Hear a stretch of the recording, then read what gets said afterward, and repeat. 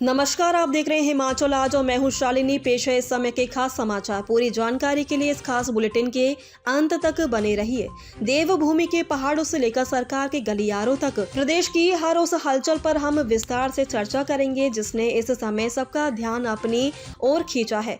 इस बुलेटिन में हम सबसे पहले बात करेंगे सैलानियों की उन हरकतों की जिसने देवभूमि की मर्यादा को तार तार कर दिया और प्रशासन को सख्त कदम उठाने पर मजबूर किया है। इसके बाद हम जानेंगे कि कैसे मुख्यमंत्री सुखविंदर सिंह सुक्खू ने एक बड़े फैसले से हिमाचल के स्वास्थ्य क्षेत्र की सूरत बदलने वाली है। और आखिर में आपको ले चलेंगे कुल्लू की उस घाटी में जहां एक दैवीय आदेश ने आधुनिक तकनीक और शोर शराबे पर पूरी तरह से पाबंदी लगा दी है। बुलेटिन की शुरुआत करते हैं हमारी आज की सबसे बड़ी और चिंताजनक खबर के साथ। कुल्लू और लाहौल स्पीति प्रशासन ने पर्यटकों की बढ़ती अनुशासनहीनता को देखते हुए एक बेहद सख्त चेतावनी जारी की है। पिछले कुछ दिनों से सोशल मीडिया पर ऐसी कई तस्वीरें और वीडियो सामने आई हैं जिन्होंने प्रशासन और स्थानीय लोगों की नींद उड़ा दी है।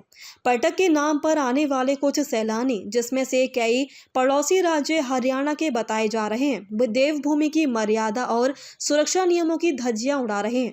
हाल ही में बर्फ से ढकी और जमी हुई झीलों पर पर्यटकों के कुछ ऐसे वीडियो वायरल हुए हैं जिसमें वे खतरनाक तरीके से स्टंट करते और नाचते हुए दिखाई दे रहे हैं।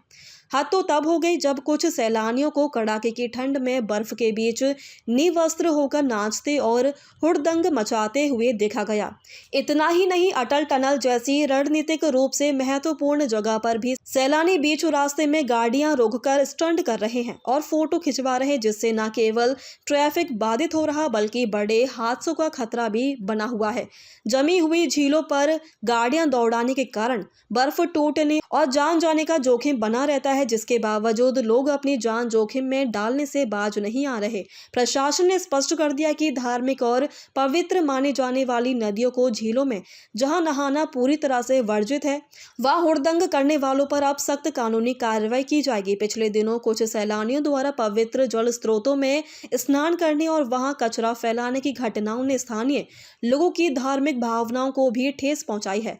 प्रशासन ने अब चेक पोस्ट पर निगरानी बढ़ा दी है और चेतावनी दी है कि पर्यटन के नाम पर कानून व्यवस्था से खिलवाड़ करने वालों को सीधा जेल भेजा जाएगा। हिमाचल प्रदेश की दूसरी बड़ी खबर सीधे राजधानी शिमला से आ रही है, जहां स्वास्थ्य सेवाओं को लेकर एक ऐतिहासिक फैसला लिया गया। मुख्यमंत्री सुखविंदर सिंह सुक्खू ने राज्य स्तरीय स्वास्थ्य संवाद के दौरान प्रदेश की जनता को एक बड़ी सौगात देते हुए स्वास्थ्य क्षेत्र में 4,300 करोड़ रुपए की निवेश की घोषणा की है। मुख्यमंत्री का मानना है कि दूर दराज के इलाकों में रहने वाले प्रदेशवासियों को भी बेहतरीन चिकित्सा सुविधाएं मिलनी चाहिए, ताकि उन्हें चंडीगढ़ या दिल्ली जैसे शहरों के चक्कर न लगाने पड़े।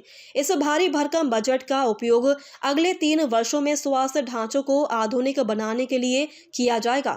योजना के मुताबिक प्रदेश के जिला अस्पतालों और मॉडल स्वास्थ्य संस्थानों को अत्याधुनिक मेडिकल मशीनों और रोबोटिक सर्जरी जैसी सुविधाओं से लैस किया जाएगा, जिसके साथ ही सरकार ने स्वास्थ्य संस्थानों में कर्मचारियों की कमी को दूर करने के लिए डॉक्टरों की 236 नए पदों पर भर्ती प्रक्रिया शुरू कर दी है।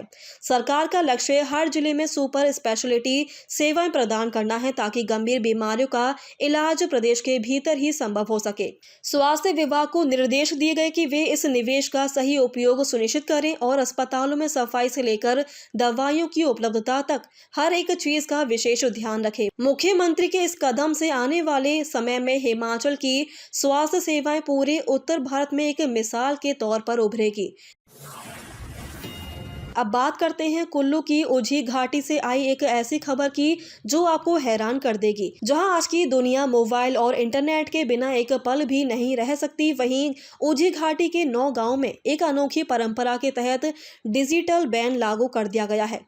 देव आदेश के अनुसार अगले 42 दिनों तक इन गांव में पूरी तरह से सन्नाटा रहेगा और किसी भी तरह के शोर शराबे पर पाबंदी होगी। इस दौरान ग्रामीण ना तो टीवी देखेंगे और ना रेडियो सुनेंगे और ना ही मोबाइल फोन का इस्तेमाल करेंगे। यह परंपरा सदियों पुरानी है और इसे देवताओं के ध्यान का समय माना जाता है। ग्रामीणों का विश्वास है कि इस अवधि के दौरान उनके आराध्य देव स्वर्ग प्रवास पर होते हैं। या गहन ध्यान में लीन रहते हैं, इसलिए उन्हें किसी भी तरह की आधुनिक आवाज से परेशानी नहीं होनी चाहिए। इसी दौरान लोग खेती बाड़ी और शोर वाले काम भी बंद कर देते हैं। यह खबर अपनी विशिष्टता के कारण सोशल मीडिया पर खूब वायरल हो रही और आधुनिक युग में इस तरह की आस्था और अनुशासन को देखकर लोग दांतों तले उंगली दबा रहे हैं।